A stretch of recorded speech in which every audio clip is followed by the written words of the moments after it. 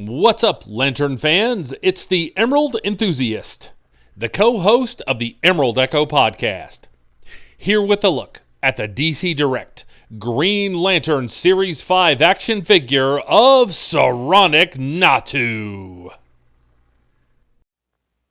Soranik Natu is a Green Lantern character with an amazing history.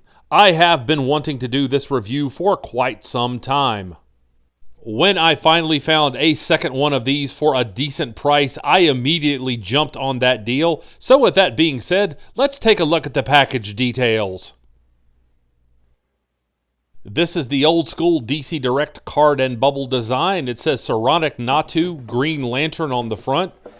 On the back, we see product shots of the other figures available in this wave, as well as some of the other Green Lantern-centric figures available from DC Direct. Once again, the bubble is in the shape of the Green Lantern symbol, and I'm quite a fan of that. My only criticism of the packaging is that from the front view, you can't see the figure's feet mint on card. But with all that being said, now it's time to bust this figure out of the package and see what's inside.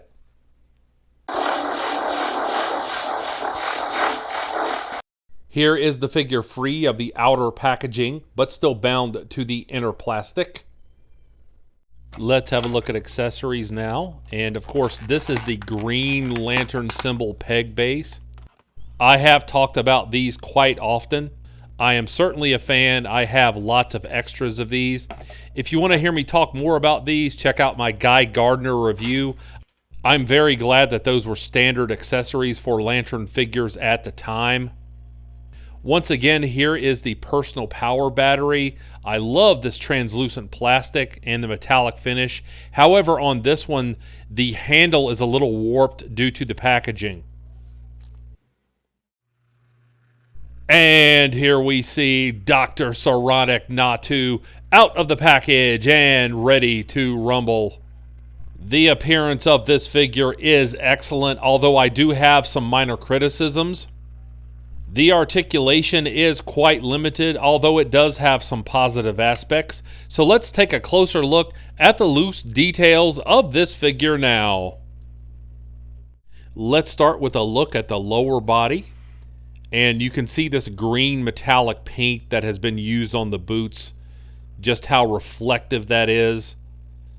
This is how I like to see these portions of the costumes painted. There's a peg hole on the bottom of the foot to fit the figure onto the base. And while she is not a huge figure, I do think that there could have been a little bit more musculature in the hamstring area, as well as the quadriceps here. I do like how shiny the black sections are, and the figure is fairly sturdy. Now we'll have a look at the torso, and there's some very exact paint applications here. You can see the navel sculpted in.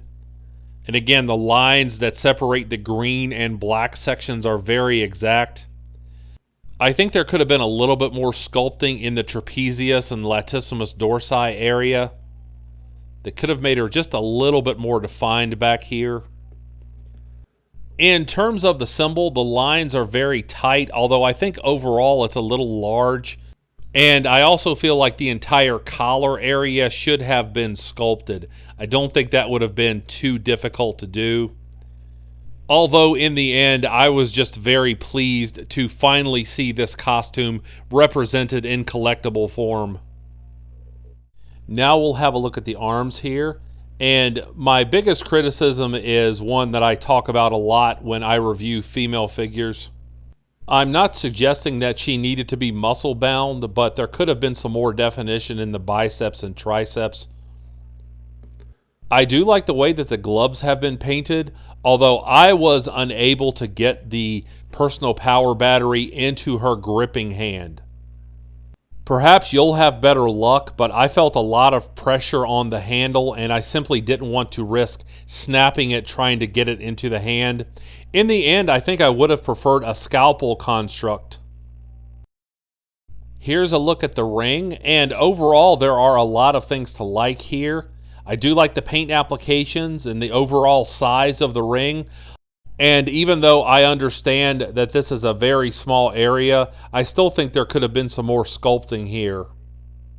The head sculpt on this figure is excellent. There is so much to like here. The skin tone is accurate for a character from Korugar. The lips are painted very well. The paint applications likewise are very exact on the eyes.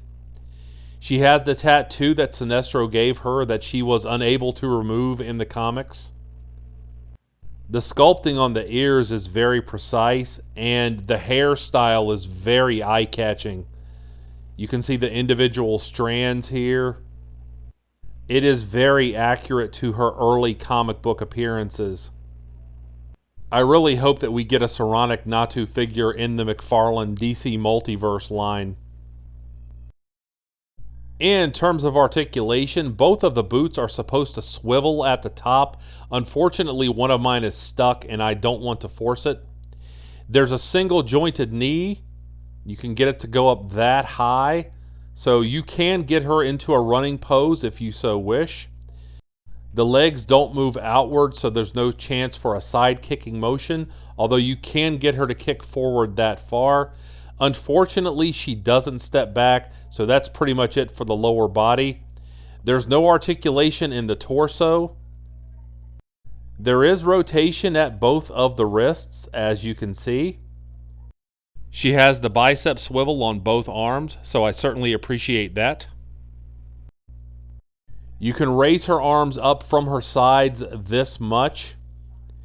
She has single jointed elbows. Again, be very careful here. These could be fragile. Both arms are supposed to do a 360 at the shoulder joint. However, this one is very tight. The other one does rotate around a full 360 degrees. However, it's never a good idea to force joints on old DC Direct figures. As far as the neck joint goes, the head moves easily from side to side. She can look down a little. The head moves up a little, and there actually is a minor amount of head tilting. So I was pleasantly surprised by the overall articulation on the head sculpt.